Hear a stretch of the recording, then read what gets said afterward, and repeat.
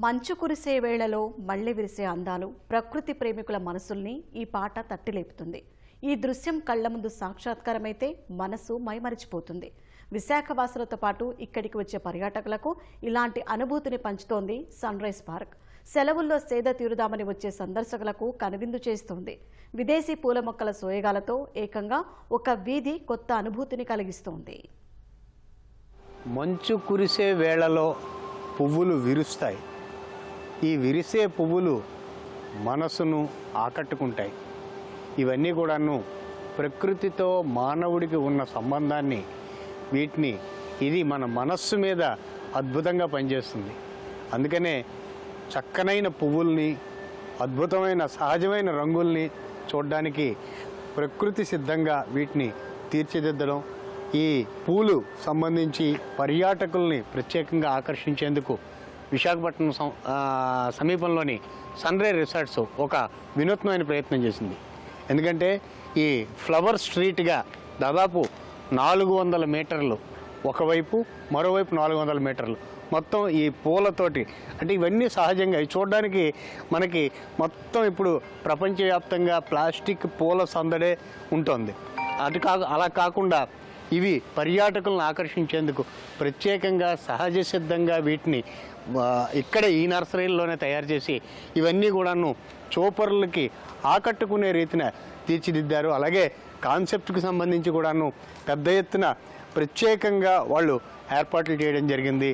ఇవి అన్ని పర్యాటకుల్ని ఆకర్షించే విధంగా ఈ ఫ్లవర్ స్ట్రీట్ని ఏర్పాటు చేయడం జరిగింది. Very beautiful experience. Actually it's my second experience. मैं इससे पहले भी अपनी फैमिली के साथ आई थी. मुझे बहुत अच्छा लगा था, इसलिए मैं दोबारा यहाँ पे विजिट करने आई हूँ अपने बच्चों की ठंडी की छुट्टी में, हस्बैंड और बच्चों के साथ.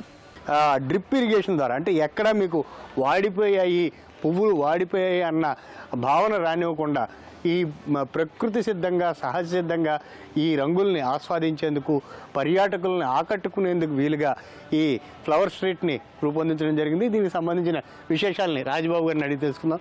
రాజబాబు గారు, ఇప్పుడు ఇది రూపకల్పనలో ప్రధానంగా మీరు తీసుకున్న జాగ్రత్తలు కానీ లేదంటే శ్రద్ధ కానీ ఏమిటి? ఏ రకంగా ఇదంతా రూపకల్పన చేశారు? మనం సీడ్ ఏదైతే ప్రొక్యూర్ చేస్తామో వేరు దేశాల నుంచి, ఆ సీడ్ తాలూకా క్వాలిటీని మొట్టమొదటి చూస్తాం. ఆ జెంటికల్గా ఎంతవరకు క్వాలిటీని డెవలప్ చేశారని మనకి ఇయర్ బై ఇయర్ ఎక్స్పీరియన్స్లోని ఏ క్వాలిటీని ఎంచుకోవాలా, ఏ సీజన్లో ఎంచుకోవాలా అన్నది ఒక అలవాటు అయిపోయిన తర్వాత దాన్ని కంట్రోల్ టెంపరేచర్ జర్మినేషన్ ఛాంబర్స్లో జర్మినేట్ చేస్తాం. దాన్ని ఆ క్లైమేట్ ప్రకారంగా అక్లిమటైజేషన్ చేసేసి బయటికి తీసుకొస్తాం. మంచి పొటెన్షియల్ ఉన్నటువంటి ఫ్లవర్ క్వాలిటీ ఉన్నటువంటి మన సీడ్ని ఎంచుకోవడం వలన ఈ క్వాలిటీస్ అన్నీ వచ్చాయి. అది కాక మేము ఒక 15 సంవత్సరాల ఎక్స్పీరియన్స్ కూడా దీనికి తోడ్పడుతుంది. రాజబాబు గారు, డిసెంబర్ జనవరి నెలల్లో ప్రత్యేకించి ఇన్ని కలర్స్ రావడానికి ఏంటి కారణం అంటారు? మనకి క్లైమేట్ న్యాచురల్గా కోఆపరేట్ చేస్తుందండి. 12 డిగ్రీల టెంపరేచర్ యూరోప్లో ఉన్నటువంటి టెంపరేచర్ ఉంది. అందువల్ల యూరోప్లో ఏదైతే ప్లాంటేషన్ చేసి ఫ్లవర్స్ చేస్తున్నారో అవి మనం ఏ రకమైన కృత్రిమంగా ఇవ్వాల్సిన అవసరం లేకుండా న్యాచురల్గా రావడం వల్ల ఈ బ్యూటీ వచ్చింది. ఇప్పుడు ఇది వెనకాల ఏదో పెద్ద వాల్ ఒకటి రూపకల్పన చేశారు. దాని కాన్సెప్ట్ ఏంటి? ఏ రకంగా దాన్ని డిజైన్ చేస్తున్నారు? అది ఫ్లవర్ వాల్ అండి. మనకి ఏ రకమైన డిజైన్ కావాలంటే ఆ రకమైన డిజైన్ చేయడానికి మేము ప్రయత్నం చేస్తున్నాము. మనకు కావాల్సిన డిజైను ఆ ఫ్లవర్ వాల్ మీద ఇంప్లిమెంటేషన్ చేయడానికి మేము ప్రయత్నం చేస్తున్నామండి.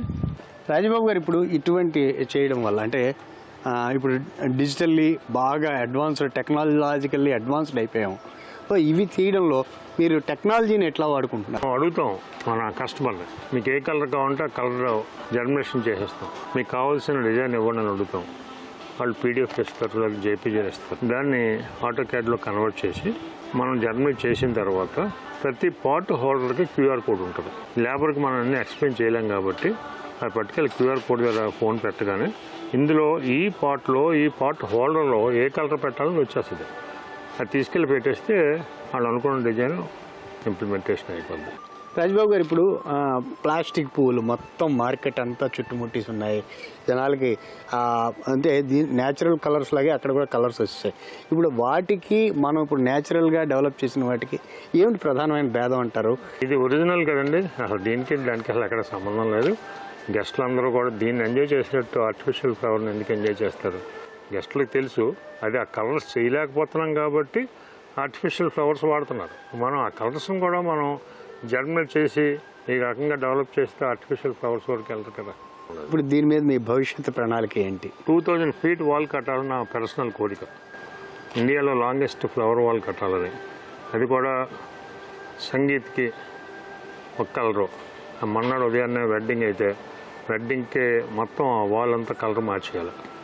అది పెళ్లి కూతురికి కావాల్సినట్టు అడిగి సాఫ్ట్ కలర్స్ వెడ్డింగ్కి, సంగీత్కి అమ్మాయికి కావాల్సిన కలర్స్ చేసి క్వాలిటీగా చేయాలని సంకల్పం. ఇది మీ కోరిక? అది నా కోరిక. ఇది రాజాబాబు గారి మనోగతం. ఎందుకంటే ఈ ఫ్లవర్ స్ట్రీట్ రూపకల్పన వెనకాల దీన్ని గత దశాబ్దంన్నర కాలంగా దీన్ని ప్రాక్టీస్లోకి తెచ్చి దీనిలో ప్రయోగాలు చేయడం, ఇవన్నీ కూడాను ఇస్తున్న ఫలితాలు సందర్శకుల్ని ఆకట్టుకునేలాగా రూపొందించడమే తమ లక్ష్యమని ఆయన చెప్తున్నారు. కెమెరామెన్ సి శ్రీనివాస్తో కూర్మరాజు, ఈటీవీ న్యూస్, విశాఖపట్నం.